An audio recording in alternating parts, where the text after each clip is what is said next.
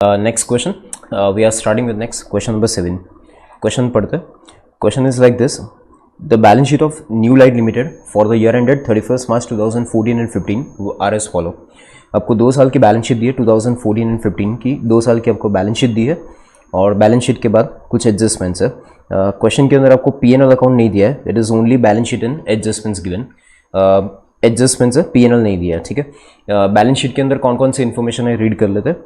तो balance sheet के अंदर है शेयर कैपिटल. पहले है आपको प्रीवियस ईयर की फिगर्स पहले दी है और इसके बाद करंट ईयर की फिगर्स है. प्रीवियस ईयर की फिगर पहले है and then after current year figures है. इक्विटी शेयर 12 लाख का 16 लाख हो गया. प्रेफरेंस शेयर कैपिटल 4 लाख से 280 हो गया. मीनिंग इक्विटी शेयर इशू हुआ है, प्रेफरेंस शेयर रिडम्पशन हुआ है. कैपिटल रिजर्व 40,000 रुपीज़ पहले जीरो था, अभी 40,000 है, तो इसका मीनिंग कैपिटल रिजर्व इस साल क्रिएट हुआ होगा. जनरल रिजर्व का बैलेंस है 6 लाख और 760, मीनिंग जनरल रिजर्व में P&L में से प्रॉफिट ट्रांसफर किया होगा. P&L अकाउंट का बैलेंस है 240 and 3 lakh. Debenture 4 lakh and 280. Okay, debenture का बैलेंस है 4 लाख एंड 280. इसका मीनिंग कि डिबेंचर को रिडीम किया होगा. डिबेंचर कम हो रहा है, इसका मीनिंग डिबेंचर को रिडीम किया होगा. Current liabilities 480 and 520. Current liabilities increase हो रही है. Provision for tax 360 340. Dividend payable is 120 and 160. On the asset side fix asset उसमें कॉस्ट प्राइस दी है और उसमें से डिप्रिशिएशन माइनस करके लिखा है. तो अपने को कॉस्ट और डिप्रिशिएशन से एट प्रेजेंट कोई लेना देना नहीं है. अपने को सीधा बुक वैल्यू देखने का. बुक वैल्यू प्रीवियस ईयर का है 22,80,000 और करंट ईयर का है 26,40,000. ठीक है. इसके बाद investment 4 lakh and 320. Cash balance 10,000 and other current assets are given. फिर बाकी एडजस्टमेंट्स आपको दिए और क्वेश्चन आपको बोला है prepare cash flow statement as per the indirect method जो आप कर रहे हैं. ठीक है. तो पहले अपना काम सेम फॉर्मेट पहले ड्रॉ कर लो, उसके बाद क्वेश्चन स्टार्ट करते हैं. तो मैंने यहाँ पे फॉर्मेट ड्रॉ करके रखा है. फॉर्मेट मैंने ड्रॉ करके रखा है. आप पहले फॉर्मेट ड्रॉ कर लो, फिर कैलकुलेशन स्टार्ट करते हैं. ओके, फॉर्मेट ड्रॉ करने के बाद अपना सबसे पहला क्वेश्चन जो है अपना स्टार्टिंग कहाँ से होता है. तो अपना क्वेश्चन का हमेशा स्टार्टिंग जो होता है वो P&L के प्रॉफिट से, बैलेंस शीट में से P&L का प्रॉफिट लेकर हम स्टार्ट करते हैं. तो बैलेंस शीट के अंदर आप देखो तो P&L अकाउंट का जो प्रॉफिट है दैट इज 2,40,000 प्रीवियस ईयर का है और करंट ईयर का है 3 लाख. पहले इन्फॉर्मेशन पहली प्रीवियस ईयर की है, आफ्टर करंट ईयर की इन्फॉर्मेशन है. सो प्रीवियस ईयर का प्रॉफिट है 2,40,000 और करंट ईयर का बैलेंस है 3 लाख. P&L अकाउंट का बैलेंस है. तो P&L का जो डिफरेंस है दैट इज 60,000 रुपीज़. ये 60,000 जो है वो करंट ईयर का टोटल प्रॉफिट इंक्रीज हुआ होगा. ठीक है. और ये जो एडजस्टमेंट्स है, एक बार हम एडजस्टमेंट्स देख ले कौन से रिलेटेड, किस चीज़ से रिलेटेड एडजस्टमेंट्स है. तो पहला एडजस्टमेंट कुछ फिक्स असेट सेल की है, तो फर्स्ट एडजस्टमेंट जो है कुछ फिक्स असेट का है. सेकेंड एडजस्टमेंट भी कुछ फिक्स असेट से रिलेटेड है. थर्ड डिप्रिशिएशन भी फिक्स असेट से रिलेटेड है. इसके बाद फोर्थ नंबर का पॉइंट है जो कुछ इन्वेस्टमेंट सेल की है. तो फोर्थ नंबर का जो पॉइंट है that is something related to investments. बराबर, ये किससे रिलेटेड है खाली वो देख लेते हैं सो दैट वो पॉइंट्स करते टाइम आपको ध्यान रहे. यानी फिक्स असेट के कुछ 3 पॉइंट आए, इन्वेस्टमेंट का एक है, इसके बाद कुछ डिबेंचर और प्रेफरेंस शेयर्स का एडजस्टमेंट है और लास्ट में कुछ स्टॉक की बात की है कि company decided to value the stock at cost whereas previously the practice was to value the cost at stock at cost less 10% and the stock according to books on 31st March 14 was 2,16,000 and stock on 31st March 15 was correctly valued for rupees 3 lakhs. ये कुछ adjustment है. Last adjustment जो है कुछ stock का है. ठीक है. एडजस्टमेंट हमने देख लिया कौन कौन से एडजस्टमेंट है. इसके बाद कैलकुलेशन स्टार्ट करें तो P&L अकाउंट का जो प्रॉफिट है वो P&L अकाउंट का प्रीवियस ईयर का प्रॉफिट 240 और करंट ईयर का प्रॉफिट का बैलेंस है P&L का बैलेंस है 3 lakh. So profit total increase कितना हुआ, 60,000 से प्रॉफिट इंक्रीज हुआ था. तो अपने कैश फ्लो स्टेटमेंट के अंदर सबसे पहले यहाँ से स्टार्ट करेंगे नेट प्रॉफिट एज पर P&L account. Net profit as पर P&L अकाउंट कितना लिखेंगे 60,000. तो यहाँ पे ये जो क्वेश्चन है उसमें जो लास्ट एडजस्टमेंट आपने देखा था स्टॉक वाला, ये जो एडजस्टमेंट है ये एडजस्टमेंट है ना प्रॉफिट को इफेक्ट करने वाला है. तो मैं जो प्रॉफिट जो है नॉर्मली हम क्या करते हैं इसको आउटर कॉलम में शो करते हैं, मैं एट प्रेजेंट इसको इनर कॉलम में शो करता हूँ. इसके बाद ये 60,000 के अंदर ये 60,000 का जो प्रॉफिट था वापस एक बार ये प्रॉफिट मैंने यहाँ से लिखा 2,40,000 और 3 लाख का डिफरेंस 60,000 का प्रॉफिट लिखा. फिर जो लास्ट एडजस्टमेंट हमने स्टॉक वाला पढ़ा था वो प्रॉफिट को इफेक्ट करने वाला है. क्या इफेक्ट करेगा वो बाद में समझाता हूँ. बट एट प्रेजेंट वो 60,000 का जो प्रॉफिट है वो प्रॉफिट को मैंने यहाँ पे इनर कॉलम में शो किया. Net profit as for P&L account 60,000 rupees मैंने इनर कॉलम में शो किया. उसके बाद वो प्लस माइनस करने के बाद फिर इसको आउटर कॉलम में शो करेंगे. इसके बाद now start with the adjustment.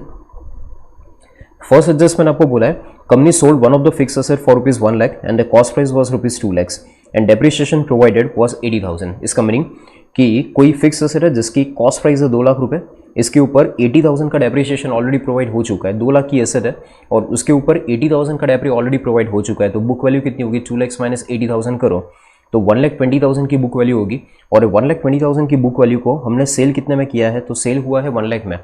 1,20,000 इसकी बुक वैल्यू है और इसको सेल किया 1 लाख में, तो 20,000 रुपीज़ इसका लॉस हुआ। हम ये फिक्स एसेट को सेल कर रहे हैं और फिक्स एसेट में 2-3 एडजस्टमेंट्स है, तो ऑब्वियसली वो फिक्स एसेट का अकाउंट बना के आपको एडजस्टमेंट रिकॉर्ड करने पड़ेंगे। तो फिक्स एसेट का ओपनिंग बैलेंस है 22,80,000 और क्लोजिंग बैलेंस है 22,80 एंड 2640। तो सबसे पहला काम अपना क्या करेंगे, तो फिक्स एसेट अकाउंट बना लेते हैं। यहाँ पे नीचे एडजस्टमेंट एक एक करके एडजस्टमेंट रिकॉर्ड करते जाएंगे। तो फिक्स एसेट अकाउंट ड्रॉ कर लेते हैं।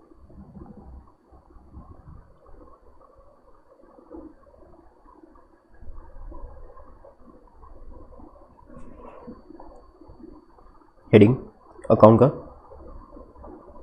Fix asset account 2 balance brought down, fix asset का ओपनिंग बैलेंस यहाँ पे क्वेश्चन में देखें ओपनिंग बैलेंस है 2280 और क्लोजिंग 2640, तो 22,80,000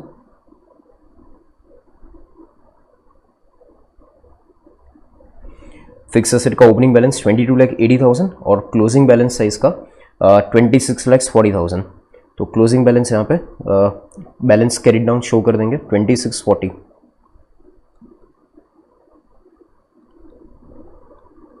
balance carried down 26,40,000 closing balance होगा। ओके, तो फिक्स एसेट का ओपनिंग क्लोजिंग हमने लिख दिया। इसके बाद अब एडजस्टमेंट पे जाते हैं। एडजस्टमेंट के अंदर आपको ये बोला था कि 2 लाख की जो एसेट है उसके ऊपर डेप्रीशिएशन 80,000 का प्रोवाइड हो चुका है। तो 2 लाख की एसेट पे 80,000 का डेप्री ऑलरेडी प्रोवाइड हो चुका है, तो इसका मीनिंग बुक वैल्यू कितना है, तो बुक वैल्यू है 1,20,000 और 1,20,000 की बुक वैल्यू है उसको सेल किया है 1 लाख पे, तो 20,000 रुपीज़ का क्या होगा, लॉस होगा।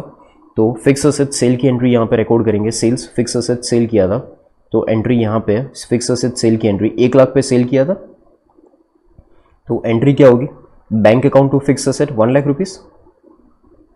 एंट्री फिक्स एसेट सेल की एंट्री क्या होगी, बैंक टू फिक्स एसेट, और फिक्स एसेट सेल करने पे 20,000 का लॉस हुआ था, तो लॉस है तो पीएनएल अकाउंट में डेबिट होगा। एंट्री लॉस की क्या होगी, पीएनएल टू फिक्स एसेट, तो फिक्स एसेट अकाउंट में क्रेडिट साइड लॉस की एंट्री भी पास करनी पड़ेगी। तो यहाँ पे फिक्स एसेट अकाउंट में credit side by PNL account, PNL to fix asset. Entry याद रखिएगा, 2 एंट्री हुई, पहले सेल की एंट्री क्या हुई, बैंक टू फिक्स एसेट, और लॉस की एंट्री क्या हुई, पीएनएल टू फिक्स एसेट। अब ये 2 एंट्री का कैश फ्लो स्टेटमेंट में क्या पोस्टिंग आएगा कि नहीं आएगा, तो ये वाला जो पॉइंट है काफ़ी बार हर एग्जाम्पल के अंदर क्वेश्चन में ये पॉइंट तो कवर होता ही है। तो ये 1 लाख रुपीज़ में हमने फिक्स एसेट को सेल किया था, एंट्री अपने बोला था बैंक टू फिक्स एसेट। अब एंट्री के अंदर अगर बैंक अकाउंट आता है तो कैश फ्लो स्टेटमेंट में इफेक्ट एक आएगी, ठीक है। और इन्वेस्टमेंट फिक्स एसेट सेल करना है, ये इन्वेस्टिंग एक्टिविटी का पार्ट होता है, तो यहाँ पे पॉइंट नंबर बी में इन्वेस्टिंग एक्टिविटी में इसको सेल शो करेंगे। फर्स्ट नंबर का point sale of fix asset यहाँ पे शो करेंगे। Sale of fix asset 1 lakh रुपए पे इसको सेल किया था, इनफ्लो होगा, तो यहाँ पे 1 लाख रुपए इनफ्लो शो करो। और 20,000 का लॉस हुआ था, लॉस की एंट्री आपने क्या बोली, तो लॉस की एंट्री हुई थी पीएनएल टू फिक्स एसेट। अगर पीएनएल अकाउंट डेबिट किया था तो पीएनएल अकाउंट को क्रेडिट करना पड़ेगा। क्रेडिट मीनिंग क्या होता है, प्लस होता है। तो यहाँ पे कैश फ्लो स्टेटमेंट के अंदर यहाँ पे एडबैक करना पड़ेगा non cash non operating expense का जो हेड है, इसके अंदर फर्स्ट नंबर का point that is loss on fix asset,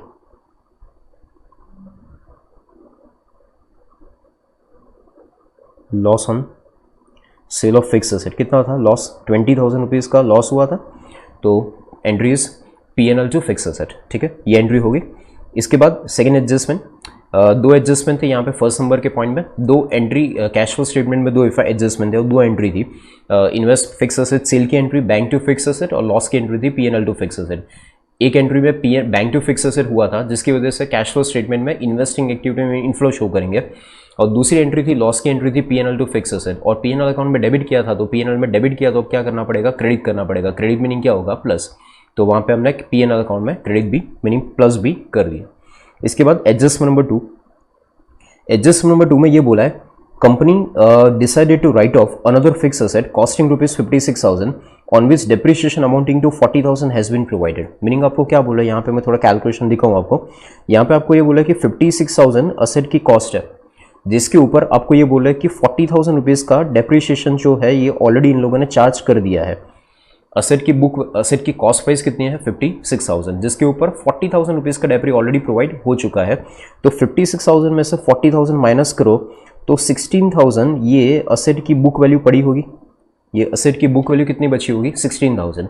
अब आपको ये बोल रहे हैं कि 16,000 की जो असेट की बुक वैल्यू है इसको इन लोगों ने क्या कर दिया, राइट ऑफ कर दिया। क्या कर दिया, राइट ऑफ कर दिया। राइट ऑफ ऑब्वियसली कहाँ पे किया होगा, पीएनएल अकाउंट में। तो एंट्री क्या पास की होगी, PNL account to fix asset account, और अमाउंट कितना हुआ होगा 16,000। तो एंट्री पास की होगी PNL to fix asset and amount will be 16,000 rupees से एंट्री पास की होगी। ये आपको समझ आया। 56,000 जो है वो उसकी कॉस्ट है और उसके ऊपर 40,000 का डेप्रिसिएशन तो ऑलरेडी प्रोवाइड हो ही चुका है। तो 56,000 में से 40,000 माइनस करो तो 16,000 इसकी बुक वैल्यू आती है, और 16,000 जो बुक वैल्यू आई इसको इन लोगों ने राइट ऑफ कर दिया, और right of obviously PNL account में किया होगा। तो एंट्री क्या पास करेंगे, पीएनएल टू फिक्स एसेट। तो ये वाली जो एंट्री है इसको सेल नहीं किया है, ध्यान रखिएगा, इसको सेल नहीं किया है। इसको क्या किया है, इसको पीएनएल अकाउंट में राइट ऑफ किया है। 16,000 को पीएनएल अकाउंट में राइट ऑफ किया है। तो हमने यहाँ पे फिक्स एसेट अकाउंट बनाया था, तो एक एंट्री तो पहले फिक्स एसेट अकाउंट में शो कर देंगे। तो इसकी एंट्री फिक्स एसेट अकाउंट में शो करे तो एंट्री क्या आएगी, पीएनएल टू फिक्स एसेट। तो फिक्स एसेट में क्रेडिट से आएगा बाय पीएनएल अकाउंट। अमाउंट कितना था 16,000 रुपीज़ को राइट ऑफ किया था, तो पीएनएल टू फिक्स एसेट 16,000। अब अगर पीएनएल अकाउंट डेबिट हुआ है एंट्री में, अगर आपने एंट्री बोली PNL to fix asset, entry में कैश बैंक या पीएनएल आता है तो कैश फ्लो स्टेटमेंट में इफेक्ट शो करनी पड़ेगी।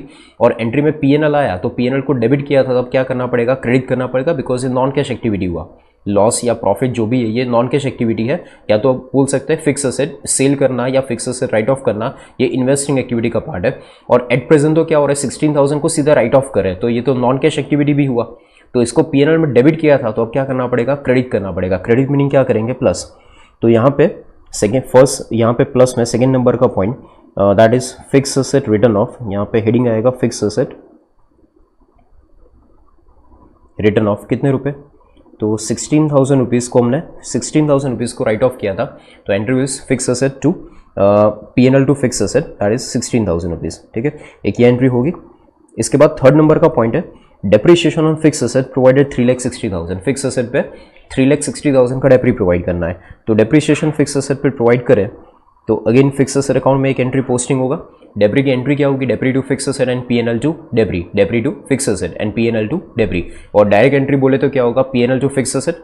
तो यहाँ पे डेप्रिसिएशन की एंट्री भी PNL account fix asset account में आएगी। यहाँ पे भी आएगा by PNL account. Depreciation basically PNL में ही डेबिट होता है, तो एंट्री हुई पीएनएल टू फिक्स एसेट। तो यहाँ पे 3,60,000 डेप्रिसिएशन प्रोवाइड किया था, तो यहाँ पे ब्रैकेट में लिख सकते हैं डेप्रिसिएशन, या बाय डेप्रिसिएशन भी लिख सकते हैं, बाय पीएनएल भी लिख सकते हैं। और अल्टीमेटली आपको ये ध्यान रखना है कि डेप्रिसिएशन ये है, डेप्रिसिएशन है और इसको पीएनएल अकाउंट में डेबिट किया होगा। तो अगर ये पीएनएल अकाउंट में डेबिट किया तो वापस क्या करना पड़ेगा, प्रॉफिट में जाके एड बैक करना पड़ेगा, बिकॉज ये तो अगेन नॉन कैश एक्टिविटी हो गया। तो इसको प्रॉफिट में जाके वापस, थर्ड नंबर का पॉइंट अब आपको समझ आया होगा। ये सिमिलर ट्रांजेक्शन अपने बहुत सारे क्वेश्चन में आगे कर दिया है। तो अब डेप्रिसिएशन यहाँ पे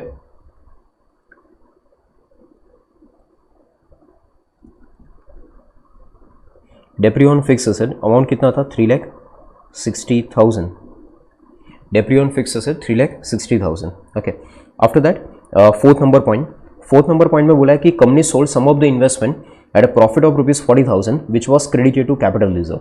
यहाँ पे क्या बोला कि बैंक कंपनी ने इन्वेस्टमेंट जो है वो इन्वेस्टमेंट में से कुछ इन्वेस्टमेंट सेल किए हैं। इन्वेस्टमेंट क्या बोले कि कुछ इन्वेस्टमेंट सेल किए हैं, और वो इन्वेस्टमेंट जो सेल किए हैं उसमें 40,000 रुपीज़ का प्रॉफिट हुआ था। इन्वेस्टमेंट सेल करने पे प्रॉफिट कितना हुआ था, 40,000 का प्रॉफिट हुआ था। और ये इन्वेस्टमेंट सेल करने से जो प्रॉफिट हुआ था उसको पीएनएल में ट्रांसफर नहीं किया था, इसको ट्रांसफर कहाँ किया था, कैपिटल रिजर्व में। अब यहाँ पे बैलेंस शीट में देखो तो बैलेंस शीट के अंदर पहले साल प्रीवियस ईयर में, बैलेंस शीट के अंदर प्रीवियस ईयर में कैपिटल रिजर्व 0 है और करंट ईयर का क्लोजिंग है 40,000।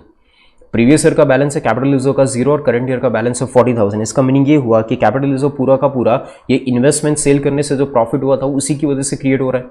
तो क्या आप कैपिटल रिजर्व अकाउंट बनाओगे क्या, बिल्कुल नहीं, क्योंकि आपको पता चल गया कि 40,000 कहाँ से आ रहा है। तो ऑब्वियसली आ रहा है अपना, कहाँ से ये शो हो रहा है, इन्वेस्टमेंट सेल का प्रॉफिट शो कर रहा है। तो अगर आपको ये अमाउंट मैच हो गई तो फिर आपको इसका अकाउंट बनाने की जरूरत नहीं है। तो इन्वेस्टमेंट अकाउंट के अंदर आप देख लो तो इन्वेस्टमेंट का ओपनिंग है 4 लाख और क्लोजिंग है 320। इन्वेस्टमेंट अकाउंट का ओपनिंग कितना है 4 लाख और क्लोजिंग कितना है 320, मीनिंग इन्वेस्टमेंट सेल किया है और इन्वेस्टमेंट सेल करके प्रॉफिट कितना हुआ था 40,000।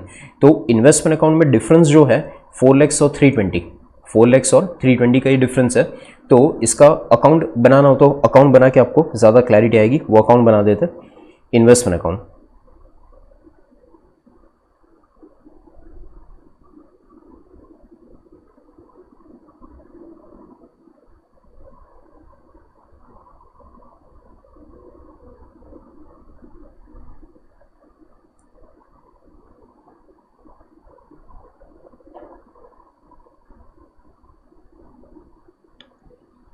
सेकेंड अकाउंट बनाते हैं, इन्वेस्टमेंट अकाउंट।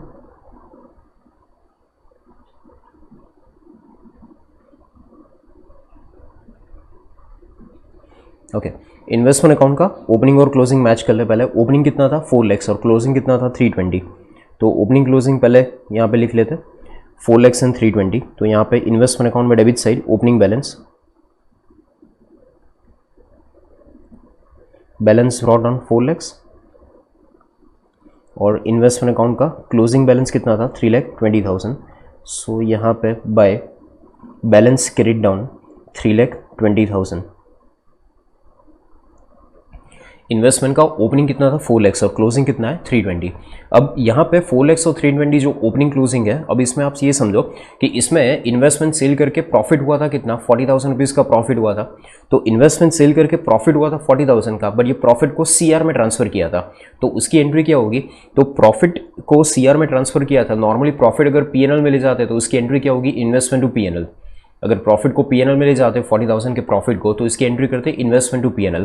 बट इन लोगों ने क्या किया है, तो प्रॉफिट को ट्रांसफर कर दिया था CR में। तो ये प्रॉफिट की एंट्री पहले मैं कर लूँ। मुझे नहीं पता कि इन्वेस्टमेंट सेल कितने में किया था, ये नहीं पता कि इन्वेस्टमेंट सेल कितने में किया था, बट ये पता है कि प्रॉफिट कितना हुआ था 40,000 का। तो ये प्रॉफिट को पहले CR में ट्रांसफर कर लेते हैं। तो उसकी एंट्री क्या होगी, तो इसकी एंट्री करेंगे इन्वेस्टमेंट टू CR। कितना हुआ था प्रॉफिट, 40,000 रुपीज़ का प्रॉफिट था। तो investment account to capital lease of 40,000, ये प्रॉफिट की एंट्री होगी 40,000। अब इन्वेस्टमेंट कितने में सेल किया होगा, तो इन्वेस्टमेंट अकाउंट अगर आप क्लोज करो, तो इन्वेस्टमेंट अकाउंट क्लोज करो तो ऑब्वियसली आपको यहाँ से इसकी सेल वैल्यू भी मिल जाएगी। अब आप एडजस्टमेंट में देख लो, तो एडजस्टमेंट में ये इन्वेस्टमेंट का जो एडजस्टमेंट है ना, ये एक ही है। इसके बाद डिबेंचर का है और इसके बाद कुछ स्टॉक का एडजस्टमेंट है। तो इसके बाद क्वेश्चन में कहीं पे भी इन्वेस्टमेंट का और कोई एडजस्टमेंट नहीं है। तो अब आप अकाउंट क्लोज करो, तो डेबिट साइड का टोटल है 440 और क्रेडिट साइड का टोटल है 320। तो इसका डिफरेंस कितना आएगा, तो इसका डिफरेंस आएगा 1,20,000। इन्वेस्टमेंट अकाउंट क्लोज करो तो इसका डिफरेंस कितना आएगा 1,20,000। और ये 1,20,000 क्या शो करेगा, तो आपको क्वेश्चन में इन्वेस्टमेंट की ना सेल वैल्यू नहीं दी, आपको सीधा क्या बोला है, प्रॉफिट दिया है। प्रॉफिट कितना हुआ था 40,000। तो इन्वेस्टमेंट सेल कितने में हुआ था ये पता नहीं था। तो ये इन्वेस्टमेंट अकाउंट बना के हमने पता कर लिया कि इन्वेस्टमेंट सेल कितने में हुआ था, 1,20,000 पे इन्वेस्टमेंट सेल किया होगा। यहाँ पे दो एंट्री हुई, इन्वेस्टमेंट सेल की एंट्री क्या हुई, बैंक टू इन्वेस्टमेंट। कितने में सेल हुआ था 1,20,000। तो इन्वेस्टमेंट सेल की एंट्री बैंक टू इन्वेस्टमेंट 1,20,000 और प्रॉफिट की एंट्री क्या थी, इन्वेस्टमेंट टू CR। अब पहली एंट्री का पोस्टिंग करें बैंक टू इन्वेस्टमेंट। एंट्री में कैश में या PNL आए तो कैश फ्लो स्टेटमेंट में इफेक्ट आएगी, यस आएगी। कैश फ्लो स्टेटमेंट में कहाँ पे शो करेंगे, तो कैश फ्लो स्टेटमेंट में जाएगा इन्वेस्टिंग एक्टिविटी के हेड में। इन्वेस्टिंग एक्टिविटी के हेड में सेकंड नंबर का पॉइंट है सेल ऑफ इन्वेस्टमेंट। यहाँ पे इसको शो करेंगे under the investing activity, sale of investment. कितने में सेल किया था, तो इसको सेल किया था 1,20,000 पे। तो 1,20,000 यहाँ पे इसकी सेल वैल्यू शो कर दी। और इनफ्लो होगा क्योंकि ये सेल किया था तो कैश इनफ्लो होगा, प्लस साइन से शो करेंगे। और 40,000 का जो प्रॉफिट हुआ था, क्या उसको PNL में क्रेडिट किया था, बिल्कुल नहीं, PNL में क्रेडिट नहीं किया था। कहाँ पे ले गए थे, कैपिटल रिजर्व में। अगर PNL में क्रेडिट किया होता तो यहाँ पे non cash non operating income statement में इसको माइनस करते, बट ऐसा हुआ नहीं था। इसको कैपिटल रिजर्व में ट्रांसफर किया था, मीनिंग बैलेंस शीट में ट्रांसफर किया था। PNL में गया होता तो यहाँ पे माइनस करना पड़ता, ये ध्यान रखिएगा। अगर PNL में क्रेडिट हुआ होता तो, बट इन लोगों ने प्रॉफिट में ट्रांसफर जो किया है वो CR में ट्रांसफर किया है, तो यहाँ पे माइनस साइन में शो करेंगे नहीं। ओके, एंट्री भी अगर आप बोलो तो इन्वेस्टमेंट टू CR होता है। एंट्री में PNL या कैश बैंक नहीं आ रहा है तो कैश फ्लो स्टेटमेंट में इफेक्ट नहीं आएगी। ओके, इसके बाद नेक्स्ट पॉइंट आ रहा है डिप्रिशिएशन हो गया, इन्वेस्टमेंट हो गया। इसके बाद फिफ्थ नंबर के पॉइंट पे पहुंचे कि debenture and preference shares way redeemed at a premium of 5% at the beginning of the year. यहाँ पे दो चीज़ मेंशन की, डिबेंचर को भी रिडीम किया है और प्रेफरेंस शेयर को भी रिडीम किया है। दो चीज़ को रिडीम किया है और दोनों को 5% प्रीमियम से रिडीम किया है। एक को नहीं, दोनों को 5% प्रीमियम से रिडीम किया है। और कब रिडीम किया था, इंपॉर्टेंट है, बिगिनिंग ऑफ द ईयर। अगर नॉर्मली क्वेश्चन में मेंशन ना किया हो तो रिडम्पशन एंड में अज्यूम करेंगे, और बिगिनिंग में इश्यू किया हो तो बिगिनिंग में एज्यूम करेंगे। बट यहाँ पे क्वेश्चन में स्पेसिफिक मेंशन किया है कि डिबेंचर और प्रेफरेंस शेयर्स को बिगिनिंग में रिडीम कर दिया था। तो डिबेंचर और प्रेफरेंस शेयर्स को अगर बिगिनिंग में रिडीम कर दिया था और 5% प्रीमियम से रिडीम किया था, तो अब पहले डिबेंचर और प्रेफरेंस शेयर दोनों है, तो एक एक करके दोनों का एडजस्टमेंट देखते जाते हैं। तो डिबेंचर आप देखो, तो डिबेंचर का ओपनिंग है 4 लाख और क्लोजिंग है 280। डिबेंचर का ओपनिंग है 4 लाख और क्लोजिंग है 280, तो इसका मीनिंग 1,20,000 का रिडम्शन हुआ है। और 1,20,000 का ये रिडम्शन जो हुआ है 4 लाख और 280 का डिफरेंस 120, और ये रिडम्शन 5% प्रीमियम से हो रहा है। तो 1,20,000 का 5% करो तो 6,000 रुपये प्रीमियम और रिडम्शन होगा, मीनिंग टोटल रिडम्शन कितना हो 1,26,000। अब ये रिडम्शन की एंट्री अगर मैं पास करूँ, एंट्री अगर मैं कैश फ्लो स्टेटमेंट में शो करूँ, पहले तो एंट्री बोलते हैं, रिडम्शन की एंट्री क्या होगी।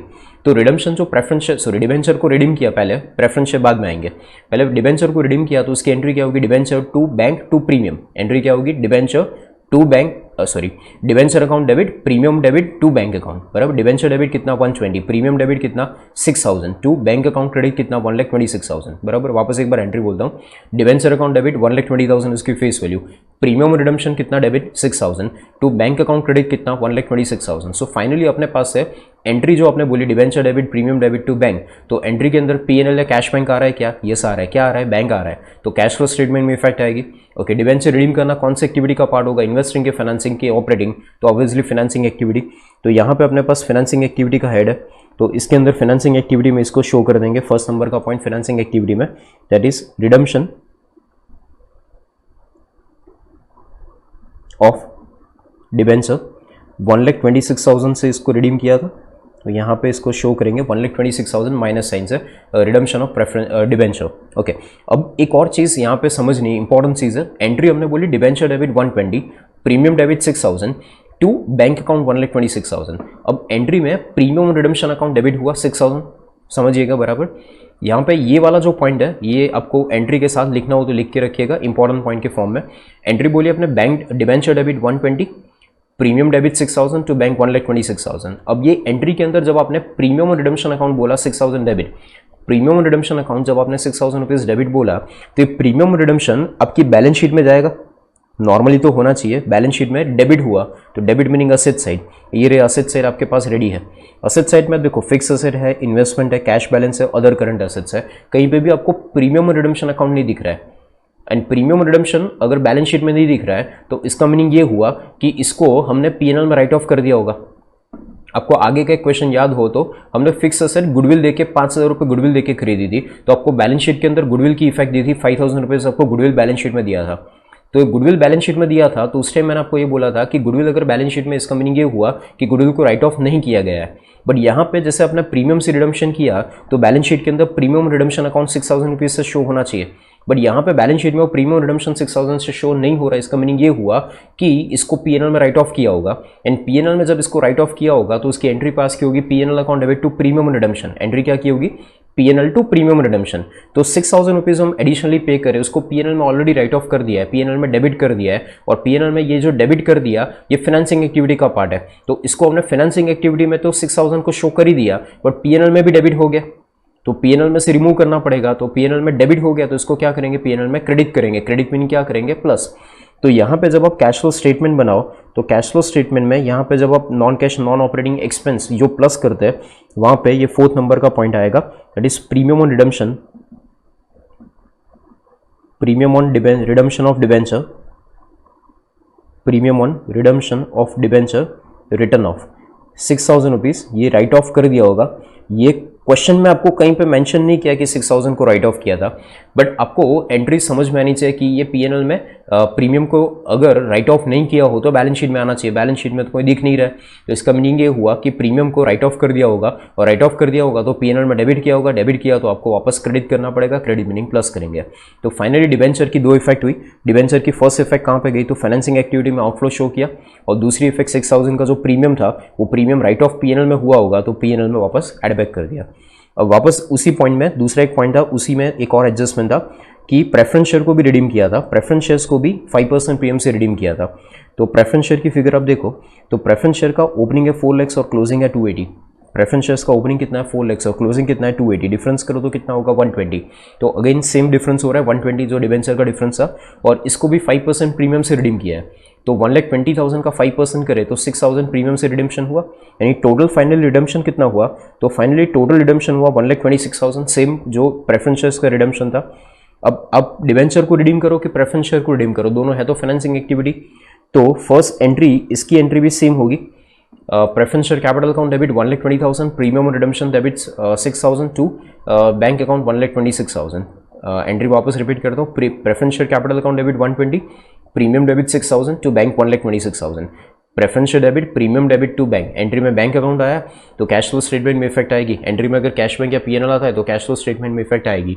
तो इसकी इफेक्ट कैश फ्लो स्टेटमेंट में शो करेंगे सबसे पहले कि रिडम्पशन ऑफ प्रेफरेंस शेयर, इसमें यहाँ पे इसको शो करेंगे redemption of preference share capital. कितना रिडम्पशन था 1,26,000 का रिडम्पशन ऑफ प्रेफरेंस शेयर्स था, तो इसको यहाँ पे शो कर दिया माइनस साइन से। एंड अगेन सेम पॉइंट कि जो डिबेंचर प्रीमियम और रिडम्पशन की बात की थी डिबेंचर में, सेम पॉइंट इसको भी एप्लीकेबल होगा। अगर आपने प्रेफरेंस डिबेंचर को रिडीम किया और उसका प्रीमियम पीएनएल में राइट ऑफ किया होगा, तो प्रेफरेंस शेयर्स को रिडीम करने पे जो 6,000 का प्रीमियम और रिडम्पशन था ये भी पीएनएल में राइट ऑफ किया होगा, एंड इसको भी अगर आपने पीएनएल में राइट ऑफ किया है तो वापस इसको प्रॉफिट में एड बैक करना पड़ेगा। तो यहाँ पे पॉइंट नंबर 5, यहाँ पे वापस सेम जैसे प्रेफरेंस डिबेंचर का प्रीमियम राइट ऑफ किया था पीएनएल में, सिमिलरली प्रेफरेंस शेयर का भी राइट ऑफ करना पड़ेगा। Premium on redemption of preference share capital return of कितना, तो 6,000 रुपीज़ ये भी राइट ऑफ किया होगा, क्योंकि ये भी बैलेंस शीट में नहीं दिख रहा है तो इसको भी आपने पीएनएल में राइट ऑफ किया होगा। अब इसके लिए भी पीएनएल क्वेश्चन के अंदर आपको कहीं पे मेंशन नहीं किया है कि प्रीमियम को राइट ऑफ किया था, but you have to understand कि पीएनएल को प्रीमियम को राइट ऑफ किया होगा। ठीक है, अब ये एडजस्टमेंट हो गया खत्म। इसके बाद लास्ट एडजस्टमेंट पे जाते हैं। Last adjustment that is 6 number, company decided to value stock at cost, whereas previously the practice was to value the stock at cost less 10%, and the stock according to book was 2,16,000 in the previous year, and stock on 2015 was valued for rupees 3 lakhs। Meaning आपको क्या बोले यहाँ पे, मैं calculation यहीं पे show कर लेता हूँ, अब वर्किंग नोट के फॉर्म में लिख लीजिएगा। यहाँ पे एडजस्टमेंट नंबर 5 में आपको ये बोला है कि कंपनी की नॉर्मली प्रीवियस ईयर में प्रैक्टिस ऐसी थी, करंट ईयर में नहीं, प्रीवियस ईयर में कंपनी की प्रैक्टिस ऐसी थी कि क्लोजिंग स्टॉक का वैल्यूएशन 90% वैल्यू पे दिखा देते, 100% की जगह उसको कम प्राइस पे दिखाते थे, 90% उसकी ओरिजिनल वैल्यू से कम प्राइस पे दिखाते थे। ऐसा नहीं था मार्केट वैल्यू कम थी, ऐसा नहीं था, उसको कम प्राइस पे ही दिखाते थे। अब इन लोगों ने डिसाइड किया, करंट ईयर में ये डिसाइड किया कि उसको उसकी ओरिजिनल वैल्यू पे शो करेंगे, जो उसकी सेलेबल वैल्यू है उस प्राइस पे इसको शो करेंगे। तो प्रीवियस ईयर में क्लोजिंग स्टॉक की जो वैल्यू है वो कम दिखाई थी, तो प्रीवियस ईयर का जो क्लोजिंग स्टॉक है ना वो आपको यहाँ पे दिया 2,16,000, और करंट ईयर का जो क्लोजिंग स्टॉक है 3 lakhs। मुझे ये बताओ कि दोनों में से कौन सा स्टॉक करेक्ट है। तो करंट ईयर का जो स्टॉक है वो करेक्ट है, क्योंकि करंट ईयर में इन लोगों ने प्रैक्टिस चेंज कर ली। पहले प्रीवियस ईयर में ऐसा था कि स्टॉक को कम प्राइस पे दिखा देते, बट करंट ईयर में ये लोगों ने प्रैक्टिस चेंज करके क्या कर दिया, स्टॉक को उसकी ओरिजिनल वैल्यू पे दिखा दिया। मीनिंग ये 3 लाख का जो स्टॉक है करंट ईयर का जो क्लोजिंग स्टॉक है, ये करंट ईयर का क्लोजिंग स्टॉक बराबर है, बट ये प्रीवियस ईयर का जो क्लोजिंग स्टॉक है 2,16,000 ये कम प्राइस पे शो किया है। तो उसको उसकी ओरिजिनल वैल्यू पे अगर लाएंगे तो क्या होगा, तो ये 2,16,000 जो फिगर है, यहाँ पे मैं कैलकुलेशन शो करता हूँ, 2,16,000 की जो अमाउंट है ये 90% है, मीनिंग उसको 90% वैल्यू पे शो किया था। अगर इसका कैलकुलेशन आप करें 2,16,000 डिवाइडेड बाय 90%, तो उसकी ओरिजिनल वैल्यू आ रही है 2,40,000। इसकी ओरिजिनल वैल्यू स्टॉक की कितनी आएगी 2,40,000। ये आपको कैलकुलेशन समझ आया होगा कि 2,16,000 जो वैल्यू है वो 90% जितनी है, तो 2,16,000 को 90% से डिवाइड करो तो 2,40,000 होगा। ओके, आपको ना समझ आए तो आप ऐसा लिख सकते हैं फॉर्मूला कि 90 पे 2,16,000 तो 100 पे कितना, तो आपका आंसर आएगा दैट इज 2,40,000 आंसर आ जाएगा। अब ये 2,40,000 जो वैल्यू है ये करेक्ट वैल्यू होनी चाहिए थी, बट इन लोगों ने उसको शो कौन से वैल्यू पे किया था 2,16,000। तो दोनों का आप डिफरेंस निकाले, 2,40,000 माइनस 2,16,000 बराबर, तो इसका डिफरेंस जो आएगा दैट इज 2,40,000 माइनस 2,16,000, इसका डिफरेंस जो आएगा 24,000। ये 24,000 का जो डिफरेंस आया, ये 24,000 का जो डिफरेंस आया था, ये डिफरेंस 24,000 क्या हुआ था, तो प्रीवियस ईयर में 24,000 को स्टॉक कम प्राइस पे दिखाया था, प्रीवियस ईयर का स्टॉक 24,000 रुपीज़ कम प्राइस पे दिखाया था। तो अब क्या होगा आप समझो ये आपका करंट ईयर का ट्रेडिंग अकाउंट है, ये आपका करंट ईयर का ट्रेडिंग अकाउंट है। तो प्रीवियस ईयर का अगर क्लोजिंग स्टॉक कम दिखाया था तो इसकी वजह से करंट ईयर का ओपनिंग स्टॉक भी कम आया होगा, प्रीवियस ईयर का क्लोजिंग स्टॉक अगर कम शो किया था तो इसकी वजह से करंट ईयर का ओपनिंग स्टॉक भी कम आया होगा। करंट ईयर का ओपनिंग स्टॉक 24,000 रुपीज कम आया था। अब आपको ये बोल रहे कि उसकी ओरिजिनल वैल्यू पे ला दो, तो करंट ईयर का ओपनिंग स्टॉक 24,000 से प्रीवियस ईयर के क्लोजिंग स्टॉक में अगर गलती थी तो इसकी वजह से करंट ईयर का ओपनिंग स्टॉक चेंज होगा। ओके, अब मुझे ये बताओ करंट ईयर का क्लोजिंग स्टॉक चेंज होगा क्या? तो नहीं होगा। करंट ईयर का क्लोजिंग स्टॉक चेंज नहीं होगा क्योंकि करंट ईयर का क्लोजिंग स्टॉक जो है वो तो करेक्ट वैल्यू पे है, उसकी वैल्यू को कम नहीं दिखाया था। तो करंट ईयर का क्लोजिंग स्टॉक जो है वो बराबर है, इसमें कोई चेंज नहीं आएगा। बट करंट ईयर का ओपनिंग स्टॉक 24,000 से इंक्रीज होगा। अब करंट ईयर का ओपनिंग स्टॉक अगर 24,000 से इंक्रीज होगा तो उसकी दो जगह पे इफेक्ट आएगी। करंट ईयर का ओपनिंग स्टॉक अगर इंक्रीज होगा तो ट्रेडिंग अकाउंट डेबिट ज्यादा होगा, और डेबिट होगा तो प्रॉफिट को रिड्यूस करना पड़ेगा। आपको समझ आ रहा है? 24,000 रुपीज आप ट्रेडिंग अकाउंट में डेबिट ज्यादा करोगे तो डेबिट करने से प्रॉफिट 24,000 से क्या होगा? कम होगा। तो उसकी एक इफेक्ट कहाँ जाएगी जो मैंने आपको याद हो, तो प्रॉफिट की जो फिगर थी ना उसको मैंने आउटर कॉलम में शो नहीं की थी, इनर कॉलम में शो की थी, इसी रीजन की वजह से। तो प्रॉफिट की फिगर आप देखो यहाँ पे स्टार्टिंग में 60,000 का net profit as per PNL account, यहाँ पे net profit as per PNL account यहाँ पे 60,000 शो किया था इनर कॉलम में। तो ये 60,000 में 24,000 रुपीज़ माइनस करना पड़ेगा। आपको समझ आ रहा है माइनस क्यों करना पड़ेगा? तो 60,000 में ये 24,000 का ओपनिंग स्टॉक इंक्रीज हो रहा है, ओपनिंग स्टॉक डेबिट होगा और ज़्यादा डेबिट होगा मीनिंग प्रॉफिट कम होगा। तो फाइनली अपना करंट ईयर का प्रॉफिट कितना बचेगा? 36,000, जिसको हम कैलकुलेशन पर्पस के लिए कंसीडर करेंगे। सो फाइनली अपना करंट ईयर का जो नेट प्रॉफिट है वो कितना होगा? 36,000। किसकी वजह से हुआ ये?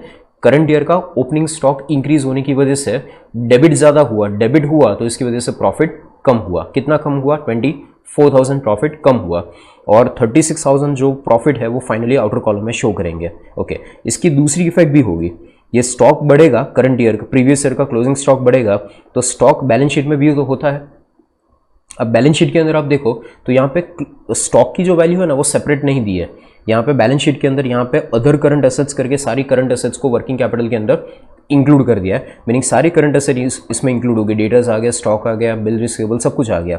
तो यहाँ पे 11,10,000 जो आपको प्रीवियस ईयर की फिगर दी है, ये 11,10,000 के अंदर लास्ट ईयर का क्लोजिंग स्टॉक इंक्रीज हो रहा है। तो इंक्रीज होने की वजह से क्या होगा? 24,000 रुपीज़ क्लोजिंग स्टॉक की वैल्यू भी इंक्रीज होगी।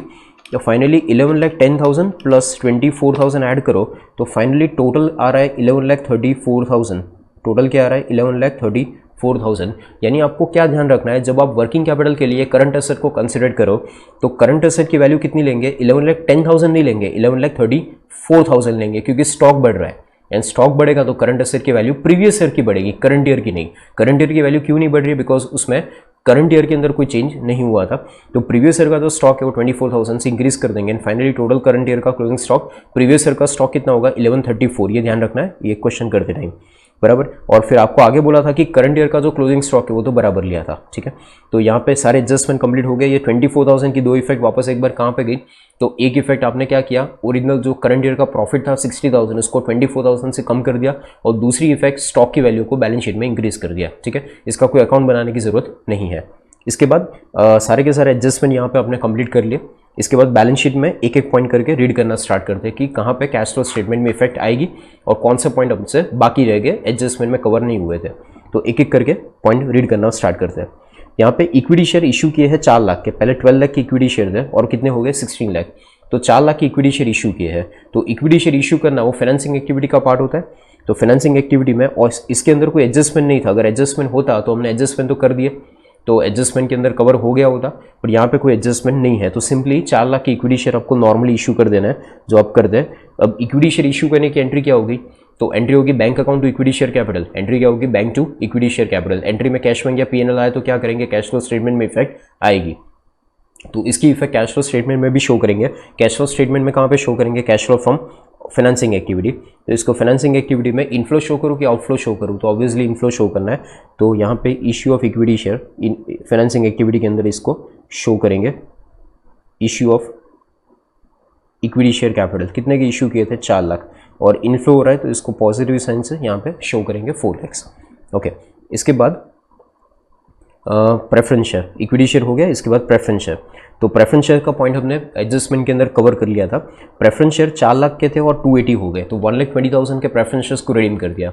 अब आपको एक पॉइंट याद आ रहा होगा, मैंने कल आपको एक CRR वाला पॉइंट समझाया था लास्ट लेक्चर, नेक्स्ट CRR का पॉइंट पढ़ा था। क्यों? जब प्रेफरेंस शेयर रिडीम करते हैं तो जितने प्रेफरेंस शेयर रिडीम हुए उसकी 100% वैल्यू जितना, फेस वैल्यू की 100% वैल्यू आपको CRR बनाना होता है। तो यहाँ पे हमने प्रेफरेंस शेयर को 1,20,000 से रिडीम किया, और 1,20,000 से रिडीम किया तो 120 का CRR भी बनना चाहिए। और आप बैलेंस शीट में देखो तो कोई CRR बनाया नहीं है बैलेंस शीट के अंदर। करंट ईयर में capital CRR, capital redemption reserve, ऐसा कोई CRR नहीं बनाया। एक्चुअली CRR कितना बनना चाहिए था? 120। बट आपको मैंने कल प्रोविजन समझाया था, आपको याद होगा कि CRR कब ज़रूरत नहीं होती। तो अगर आप नई सिक्योरिटी इशू करके रिडम्पशन कर रहे हो तो वहाँ पे आपको CRR बनाने की ज़रूरत नहीं होगी। आपने लिखा होगा लास्ट क्वेश्चन के अंदर 6 नंबर के पॉइंट में, आपने इंपॉर्टेंट पॉइंट करके लिखा होगा, वहाँ पे आप देख लीजिए। वहाँ पे एडजस्टमेंट प्रोविजन ये है कि प्रेफरेंस शेयर रिडम्पशन करो, पर प्रेफरेंस शेयर रिडम्पशन करने के लिए अगर आप नई सिक्योरिटी इशू करते हो तो फिर आपको CRR बनाने की ज़रूरत नहीं है। तो यहाँ पे अभी आप ऊपर देखो तो हमने इक्विटी शेयर 4 लाख के इशू किए और प्रेफरेंस शेयर तो खाली 120 के रिडीम किए, यानी प्रेफरेंस शेयर जितने रिडीम किए उससे ज़्यादा तो इक्विटी शेयर इशू किए, यानी नई सिक्योरिटी इशू करके हम रिडम्पशन कर रहे हैं। ठीक है, ओके। ऐसा कैसे मान लेंगे कि प्रेफरेंस शेयर रिडम्पशन करने के लिए इक्विटी शेयर इशू किया होगा? तो क्वेश्चन में मेंशन नहीं किया, तो हमें ऐसा अजम्पशन लेने का कि प्रेफरेंस शेयर रिडीम करने के लिए ही हमने इक्विटी शेयर बेसिकली इशू किया होगा। तो एक प्रेफरेंस शेयर को रिडीम करने के लिए अगर इक्विटी शेयर इशू किया तो आपको CRR बनाने की जरूरत नहीं है। तो इस क्वेश्चन के अंदर CRR वाला जो प्रोविजन है वो एप्लीकेबल नहीं हो रहा है, बिकॉज वो इक्विटी शेयर में से रिडम्पशन हो रहा है। ठीक है, इसके बाद capital reserve next number point है। पहले इक्विटी शेयर वाला हो गया, प्रेफरेंस शेयर हो गया। इसके बाद है कैपिटल रिजर्व। कैपिटल रिजर्व का बैलेंस पहले प्रीवियस ईयर में 0 था और करंट ईयर में 40,000 है। तो ये वाला पॉइंट हमने आगे एडजस्टमेंट के अंदर कवर कर लिया था, हमने जब अकाउंट बनाए थे। तो अकाउंट के अंदर आप देखो, अकाउंट के अंदर वो 40,000 का एडजस्टमेंट जो था कैपिटल रिजर्व का, ये हमने कंसिडर कर दिया था इन्वेस्टमेंट में। देखो यहाँ पे एडजस्टमेंट ऐसा था कि इन्वेस्टमेंट जब अपने सेल किए थे तो उसमें 40,000 का प्रॉफिट हुआ था और 40,000 का प्रॉफिट CR में ले गए थे। तो हमने एंट्री पास की थी, investment account debit to CR account 40,000। अब CR का कैपिटल रिजर्व का जो बैलेंस है वो प्रीवियस ईयर में 0 था। कैपिटल रिजर्व का बैलेंस प्रीवियस ईयर में 0 था और करंट ईयर का बैलेंस है 40,000। इसका मीनिंग ये हुआ कि CR का जो 40,000 बैलेंस इंक्रीज हो रहा है, ये पूरा का पूरा करंट ईयर में इंक्रीज हो रहा है, प्रीवियस ईयर में तो कुछ था ही नहीं। और ये कहाँ से इंक्रीज हो रहा है? वो एग्जैक्ट अमाउंट आप मैच कर पा रहे हैं, एंड अमाउंट अगर आप एग्जैक्ट मैच कर पा रहे हैं तो इसका अकाउंट बनाने की कोई ज़रूरत नहीं है और इसका इफेक्ट कैश फ्लो स्टेटमेंट में नहीं आएगा, क्योंकि ये क्रिएट कहाँ से हुआ है? एंट्री हुई थी इन्वेस्टमेंट टू CR। एंट्री क्या हुई थी? Investment to CR। तो एंट्री में कैश में या P&L कुछ भी नहीं आ रहा है, तो इसकी कैश फ्लो स्टेटमेंट में इफेक्ट नहीं होगी, खाली हमने इन्वेस्टमेंट अकाउंट में इसको शो कर दिया था। इसके बाद जनरल रिजर्व। तो जनरल रिजर्व का जो बैलेंस है वो 6 लाख की जगह 760 हो गया। जनरल रिजर्व का बैलेंस 6 लाख की जगह 760 हो गया, मीनिंग 160 से GR बढ़ रहा है। तो GR बढ़ रहा है तो ऑब्वियसली इसका जो बैलेंस है इसका कोई एडजस्टमेंट नहीं था, हमने सारे एडजस्टमेंट कर लिए। अगर GR का कोई एडजस्टमेंट होता तो ऑलरेडी हमने अकाउंट बना दिया होता। तो यहाँ पे GR से रिलेटेड कोई भी कनेक्टेड एडजस्टमेंट नहीं है, तो आपको ये सिंपल सा एजम्पशन ये लेने का कि GR में जो 1,60,000 इंक्रीज हो रहा है that is simply current year का प्रॉफिट GR में ट्रांसफर किया होगा। करंट ईयर का प्रॉफिट कहाँ पे ट्रांसफर किया होगा? GR में। कितना प्रॉफिट ट्रांसफर हुआ? तो 6 लाख प्रीवियस ईयर का बैलेंस है और करंट ईयर का बैलेंस है 760। तो करंट ईयर में टोटल 1,60,000 का प्रॉफिट GR में ट्रांसफर किया होगा। अब मुझे ये बताओ कि प्रॉफिट को P&L में से GR में ट्रांसफर करने की एंट्री क्या होती है? प्रॉफिट को P&L में से जनरल रिजर्व में ट्रांसफर करने की एंट्री क्या होती है? एंट्री होगी P&L to general reserve. Entry क्या होगी? P&L to general reserve. तो एंट्री अगर आप ये पास करोगे P&L टू जनरल रिजर्व तो P&L अकाउंट डेबिट होगा, एंड P&L अकाउंट डेबिट होगा, बट ये तो नॉन कैश एक्टिविटी हो गया, एंड नॉन कैश एक्टिविटी है तो अप्रोप्रिएशन है ना, नॉन कैश एक्टिविटी। तो इसको अगर P&L में डेबिट किया, एंट्री क्या बोली आपने? P&L to general reserve. Entry में बोला आपने P&L टू जनरल रिजर्व। तो P&L अगर आपने डेबिट किया, डेबिट मीनिंग क्या किया होगा? माइनस। तो वापस क्या करेंगे? प्लस। तो यहाँ पे non cash non operating expense के अंदर यहाँ पे point number 6 transfer to general reserve, transfer to general reserve, ये अप्रोप्रिएशन का पार्ट है तो ऑब्वियसली नॉन कैश एक्टिविटी हुआ। तो 1,60,000 रुपीज़ जो आपने ट्रांसफ़र किया था जनरल रिजर्व में, ये यहाँ पे ऐड बैक कर देंगे, बराबर। अमाउंट एक बार वापस चेक कर ले, अमाउंट कितना था? 1,60,000 ही था। यस, 6 लाख का लास्ट ईयर का बैलेंस था और करंट ईयर का बैलेंस है 760। तो 160 GR में ट्रांसफ़र किया था, एंट्री P&L टू GR, ये एंट्री पास की होगी, बराबर। तो 1,60,000 रुपीज़ जो GR में ट्रांसफ़र किया था तो हमने इसको प्रॉफिट में वापस ऐड बैक कर दिया। ओके, मैं आपको एक और चीज़ आपको बताऊँ कि प्रॉफिट को अगर आप GR में ले जाते हैं तो ये अप्रोप्रिएशन का पार्ट होता है। मैं आपको पहले लेक्चर से आपको ये बोल रहा हूँ कि आपको पीएनएल का जो प्रॉफिट लेना होता है वो कौन सा लेना होता है, बैलेंस शीट वाला कि पीएनएल वाला। तो मैंने हमेशा आपको ये बोला कि बैलेंस शीट में से प्रॉफिट निकालो, क्योंकि बैलेंस शीट के अंदर जो पीएनएल का प्रॉफिट होता है वो आफ्टर अप्रोप्रिएशन होता है। कौन सा प्रॉफिट होता है? After appropriation. जबकि पीएनएल अकाउंट में लास्ट में जो प्रॉफिट होता है वो बिफोर अप्रोप्रिएशन का होता है। हम प्रॉफिट कहाँ से निकाल रहे हैं? हम ये जो प्रॉफिट लिख रहे हैं स्टार्टिंग वाला, ये प्रॉफिट हम बैलेंस शीट से लिखते हैं। बैलेंस शीट में जो प्रॉफिट पीएनएल का बैलेंस होता है वो कौन सा होता है? After appropriation. तो अगर ये 36,000 का जो प्रॉफिट है, अगर ये आफ्टर अप्रोप्रिएशन है तो ही ये ट्रांसफर टू जनरल रिजर्व आप यहाँ पे एड बैक कर सकते हैं। मैं क्या बोल रहा हूँ बराबर समझना आप। मैं प्रॉफिट जो है, ये प्रॉफिट अगर मैं आफ्टर अप्रोप्रिएशन ले रहा हूँ, मीनिंग ये प्रॉफिट में से ये 36,000 का जो प्रॉफिट है वो फाइंड करने के लिए ऑलरेडी 160 माइनस हो गया है, इसीलिए माइनस हो गया, इसीलिए मैं वापस प्लस कर रहा हूँ। बट अगर ये माइनस हुआ ही नहीं होता तो मैं प्लस नहीं कर सकता था। इसीलिए अगर ये मैं 36,000 की जगह मैं पीएनएल का प्रॉफिट लेता, अगर क्वेश्चन में दिया होता और पीएनएल का प्रॉफिट लेता, तो पीएनएल का जो प्रॉफिट नॉर्मली होता है वो बिफोर अप्रोप्रिएशन होता है, तो फिर उसमें ये 160 आप ऐड बैक नहीं कर सकते। इसलिए हम हर क्वेश्चन के अंदर एक ही चीज़ बेसिक फिक्स रखेंगे कि हमको प्रॉफिट कहाँ से लेने का? बैलेंस शीट में से। बिकॉज ये प्रॉफिट कौन सा होता है? After appropriation profit balance sheet में होता है। तो आपको कोई भी कन्फ्यूजन ना रहे कि जीआर को यहाँ पे लिखूँ कि ना लिखूँ, लिख ही देने का है। कोई भी अप्रोप्रिएशन हो तो आपको पीएनएल में ऐड बैक करने का, हाँ कर ही देने का, क्योंकि हमने जो प्रॉफिट लिया होगा वो प्रॉफिट कौन सा होगा? आफ्टर अप्रोप्रिएशन होगा। This is very important point, note down करके रखिएगा। इसके बाद आगे बैलेंस शीट में देखते हैं। जनरल रिजर्व हो गया, इसके बाद पीएनएल का बैलेंस। तो पीएनएल का यहाँ से हमने क्वेश्चन चालू किया था, पीएनएल के डिफरेंस है। इसके बाद डिबेंचर वाला पॉइंट। तो डिबेंचर का जो बैलेंस आपको क्वेश्चन में दिया है, ओपनिंग था कितना? 4 लाख और क्लोजिंग कितना है? 2,80,000। अब क्वेश्चन में आपको ये बोला है, क्वेश्चन के अंदर आपको ये बोला है कि डिबेंचर का, क्वेश्चन के अंदर आपको ये बोला है कि डिबेंचर का जो रिडम्पशन था वो बिगिनिंग में था। डिबेंचर का जो रिडम्पशन हुआ था, वो डिबेंचर का रिडम्पशन कब हुआ था? बिगिनिंग ऑफ द ईयर किया था। तो 4 लाख में से आपने फाइनली 1,20,000 के डिबेंचर को रिडीम कर दिया, तो 280 के डिबेंचर बचे। अब ये 2,80,000 के जो डिबेंचर बचे उसके ऊपर आपको ईयरली इंटरेस्ट देना पड़ेगा। इंटरेस्ट का रेट क्वेश्चन में आपको यहाँ पे मेंशन करके दिया है 9%। और क्वेश्चन में यहाँ पे बोला था कि प्रेफरेंस शेयर और डिबेंचर दोनों को beginning of the year redemption किया था। कब रिडम्पशन किया था? At the beginning of the year. Meaning ये 4 लाख में से 2,80,000 कब हो गया? ये 4 लाख का 2,80,000 कब से हो गया? तो बिगिनिंग से हो गया। तो आपको इंटरेस्ट बोलो किसके ऊपर देना पड़ेगा? 4 लाख पे कि 280 पे? तो ऑब्वियसली 280 पे ही देना पड़ेगा, क्योंकि 4 लाख का बैलेंस तो था ही नहीं। 4 लाख तो पहले ही रिडीम हो गया। 4 लाख में से बचा कितना? तो 2,80,000। तो 2,80,000 का 9% इंटरेस्ट आप कैलकुलेट करो तो 25,200 इंटरेस्ट आता है डिबेंचर का इंटरेस्ट। अब अगर ये डिबेंचर का इंटरेस्ट आपने करंट ईयर में पे किया होगा तो डिबेंचर का इंटरेस्ट कंपलसरी पे करना पड़ता है, और डिबेंचर का इंटरेस्ट पे करना फाइनेंसिंग एक्टिविटी का पार्ट होता है। इसकी एंट्री क्या की होगी? PNL to cash bank. Entry क्या की होगी? एक्सपेंस है तो पीएनएल डेबिट किया होगा, और कैश आउटफ्लो भी हुआ होगा तो कैश और बैंक अकाउंट क्रेडिट किया होगा। तो एंट्री क्या की होगी? PNL to cash bank.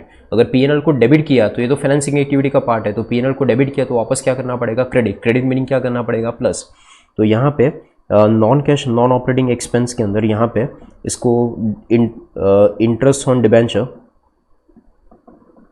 यहाँ पे इसको शो करना पड़ेगा। इंटरेस्ट ऑन डिबेंचर 9%, 2,80,000 के ऊपर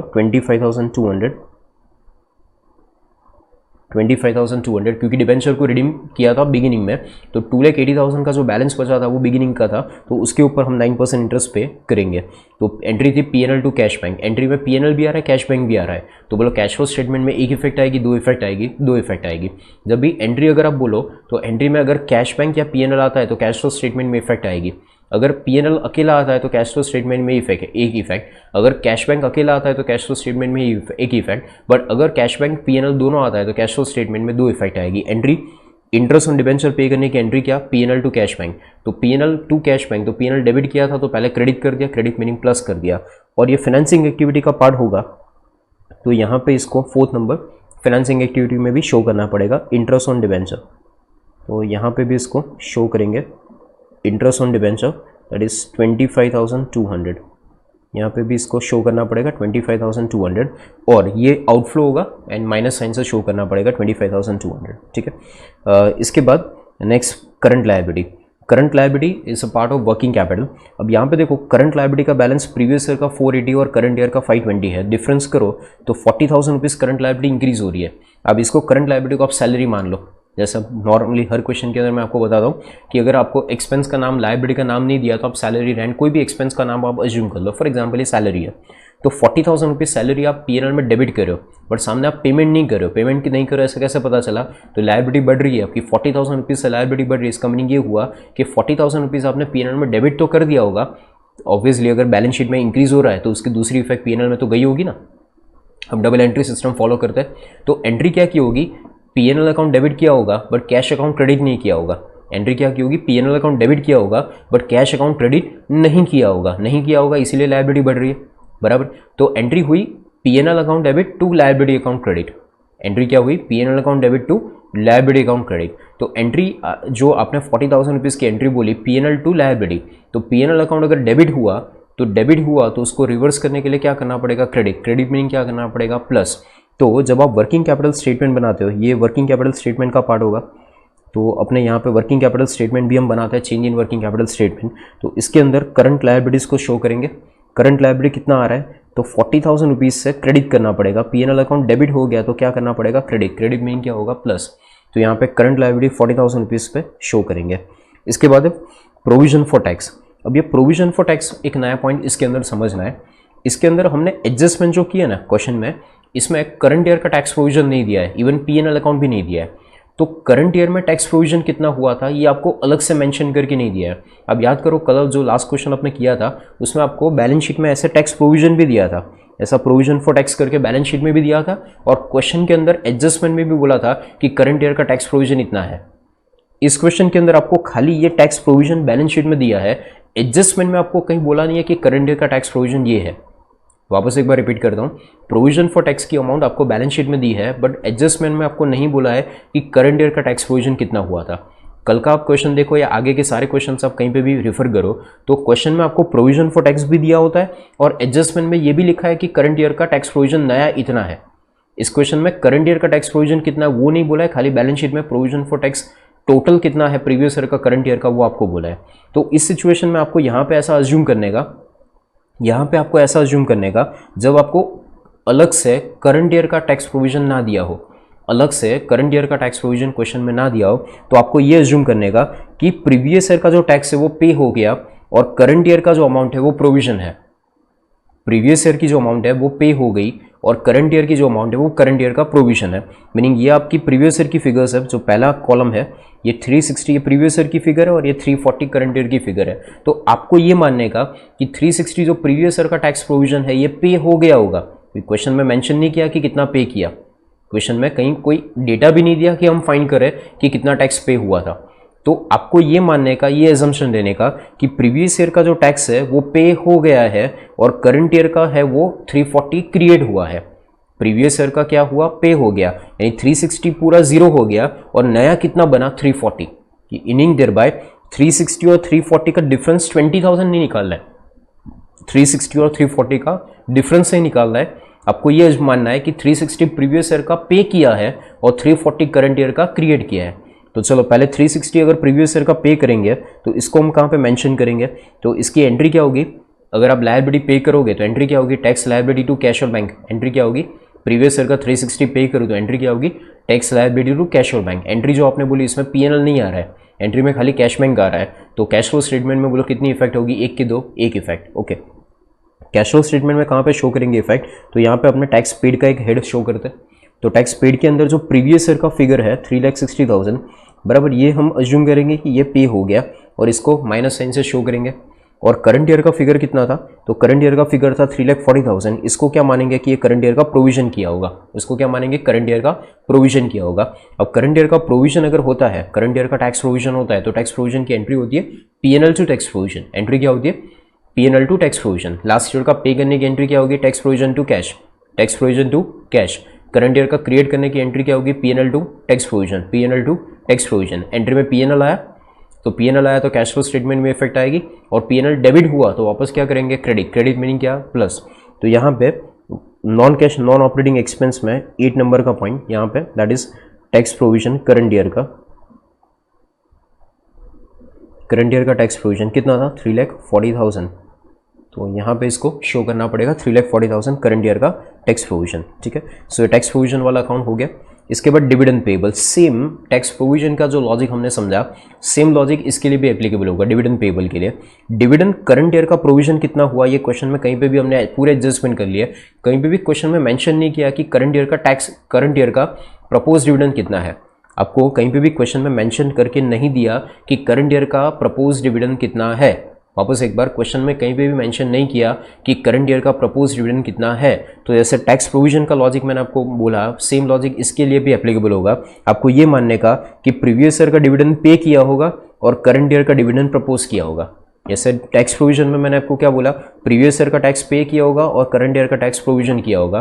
तो सेम लॉजिक डिविडेंड के लिए भी एप्लीकेबल होगा। अगर कुछ भी नहीं बोला है, अगर कुछ बोला होता तो उसका अकाउंट बना देते हम और अकाउंट में से इन्फॉर्मेशन फाइंड करते हैं। बट अगर कुछ नहीं बोला है तो प्रीवियस ईयर का डिविडेंड क्या अज्यूम करेंगे कि पे हो गया, प्रीवियस ईयर का डिविडेंड क्या अज्यूम करो, पे हो गया, और करंट ईयर का डिविडेंड क्या अज्यूम करो, प्रोविजन क्रिएट किया। ठीक है, डिफरेंस नहीं निकालना है 120 और 160, ये जो अमाउंट है इसका डिफरेंस नहीं निकालना है आपको। ठीक है, तो 120 160 का डिफरेंस नहीं निकालना है, प्रीवियस ईयर का पे किया, करंट ईयर का प्रोविजन किया।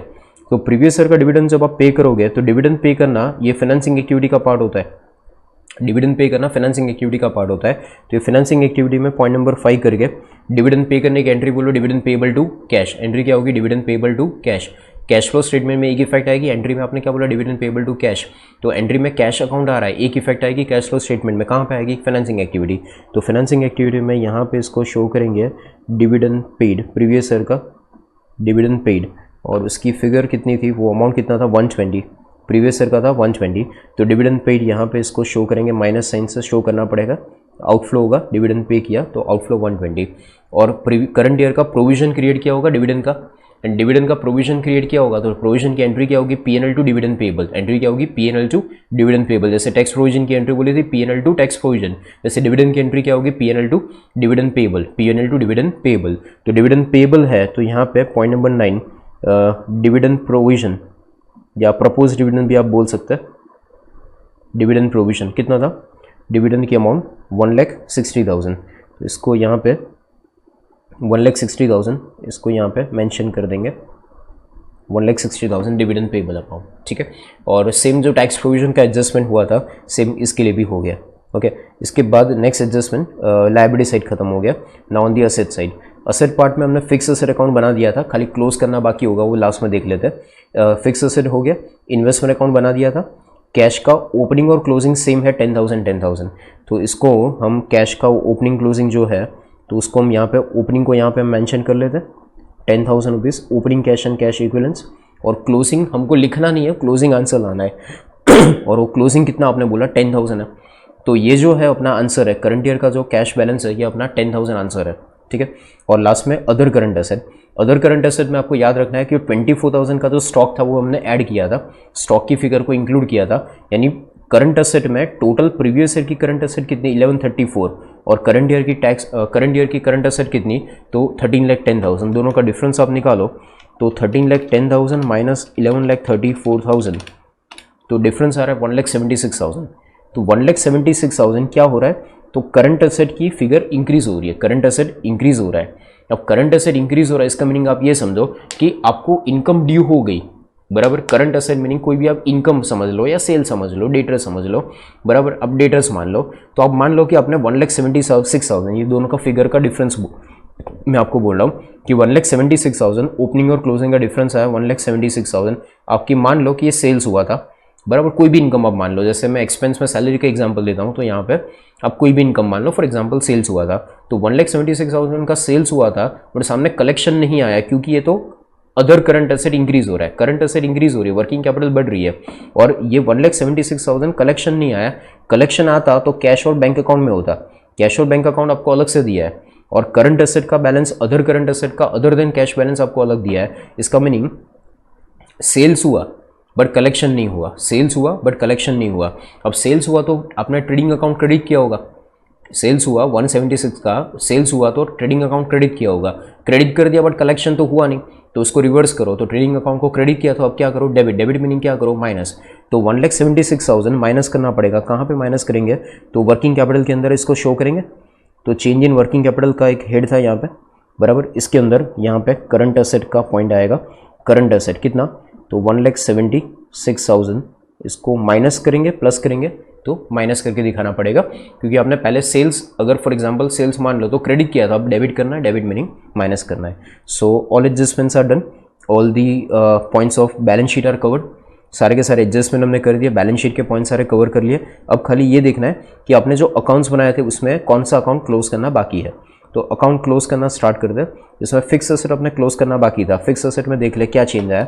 तो फिक्स एसेट में क्रेडिट साइड का टोटल ज़्यादा लग रहा है, 1,20,000 प्लस 16,000 प्लस 3,60,000 प्लस 26,40,000 माइनस 22,80,000, 8,56,000 का फिक्स एसेट में डिफरेंस आ रहा है debit side. Debit side difference आ रहा है 8,56,000 का, और फिक्स एसेट अकाउंट यहाँ पे क्लोज कर दे और 8,56,000 का डेबिट साइड डिफरेंस आ रहा है। अब समझो कि फिक्स एसेट में डेबिट साइड डिफरेंस आ रहा है, इसका मीनिंग क्या हुआ, तो ऑब्वियसली फिक्स एसेट को खरीदा होगा, खरीदने की एंट्री होगी। या फिर आपको ना समझ आए तो यहाँ पे पहले आप बैंक लिख दो, फिर आप एंट्री सोचोगे एंट्री क्या हुई, यहाँ पे बैंक लिख दो, तो एंट्री क्या होगी, fix asset to bank, entry क्या हुई, फिक्स एसेट टू बैंक। इसका मीनिंग क्या हुआ, फिक्स एसेट खरीदा, तो फिक्स एसेट खरीदा तो इन्वेस्टिंग एक्टिविटी का पार्ट हुआ, तो इसकी इफेक्ट इन्वेस्टिंग एक्टिविटी में भी शो करनी पड़ेगी। तो इसको यहाँ पे fix asset purchase investing activity में आउटफ्लो शो करेंगे, purchase of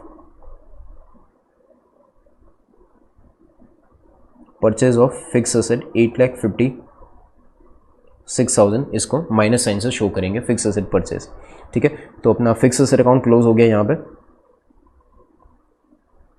fix asset close हो गया। इसके बाद नेक्स्ट अकाउंट क्लोज करना जो बाकी हो तो देख लेते हैं।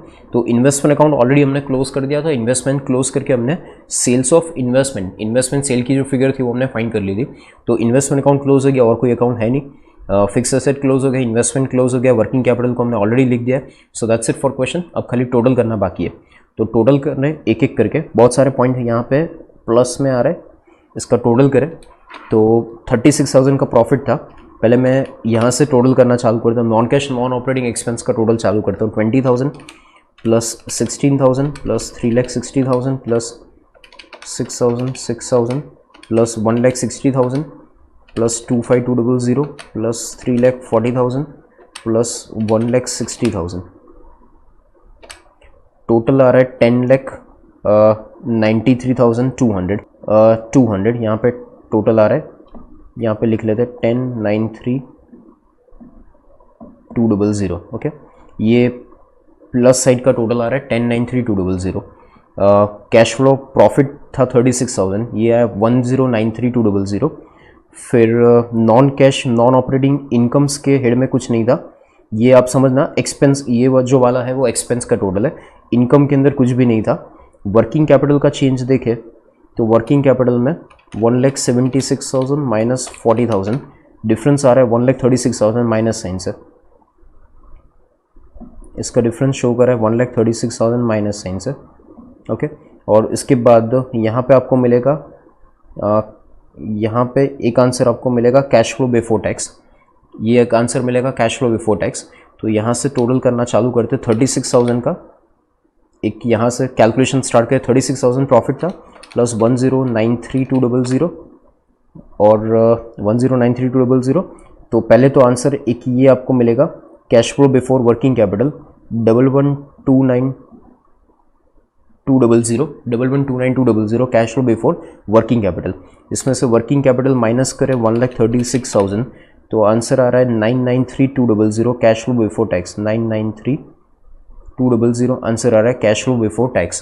कैश फ्लो बिफोर टैक्स में से टैक्स की अमाउंट माइनस करो तो cash flow before extraordinary activity आ रहा है 633,200, 633,200 cash flow before extraordinary items. फिर एक्स्ट्रा ऑर्डिनरी आइटम्स माइनस करो तो एक्स्ट्रा ऑर्डिनरी में कुछ था ही नहीं, तो फाइनल आंसर आया 633,200। ओके, इसके बाद इन्वेस्टिंग एक्टिविटी का टोटल, और ये 633,200 इसको आप आउटर कॉलम में भी शो कर सकते हैं, 633,200 ये ऑपरेटिंग का आंसर।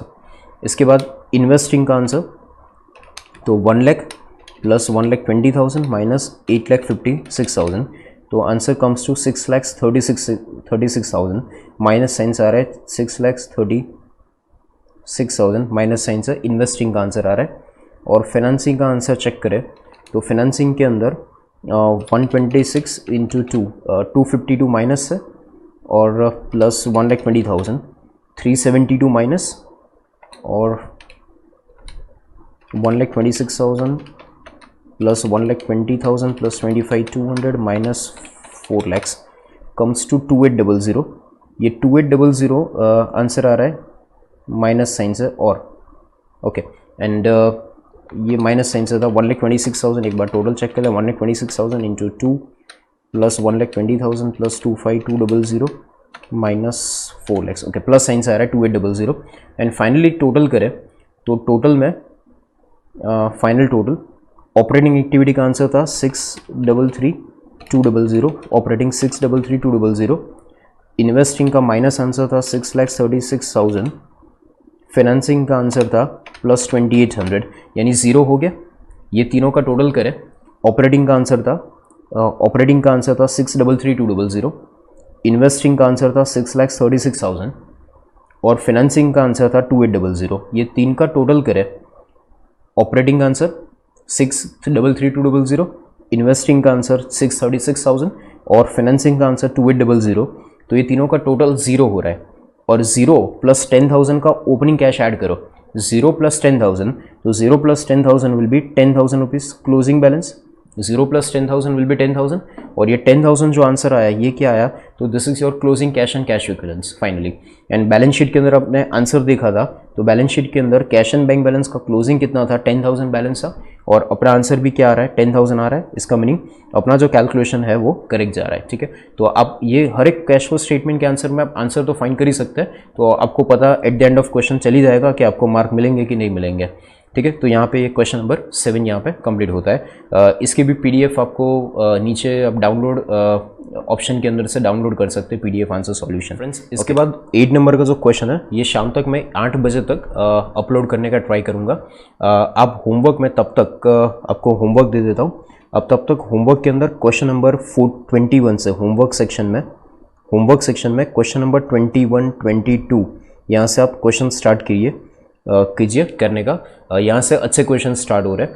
आगे के जो क्वेश्चंस है शॉर्ट सम जैसे है और कुछ डायरेक्ट मेथड के क्वेश्चंस है. सो जो अच्छे क्वेश्चन है एग्जाम के लिए ज़्यादा इंपॉर्टेंट क्वेश्चन है वो 21 से स्टार्ट हो रहे हैं. तो इनडायरेक्ट मेथड के क्वेश्चन से 21, 22 दो क्वेश्चन आप होमवर्क में एट प्रेजेंट कीजिए. नेक्स्ट 8 नंबर का क्वेश्चन 8 बजे तक आप ऐप में वापस एक बार चेक कर लीजिएगा. If you like this video, share it with your friends. Subscribe to our YouTube channel to watch more such videos and learn from our expert faculty members. Press the bell icon to get regular notifications whenever we upload a new video. Download NDI mobile app to get complete CA course online. We value your support. Thank you for watching.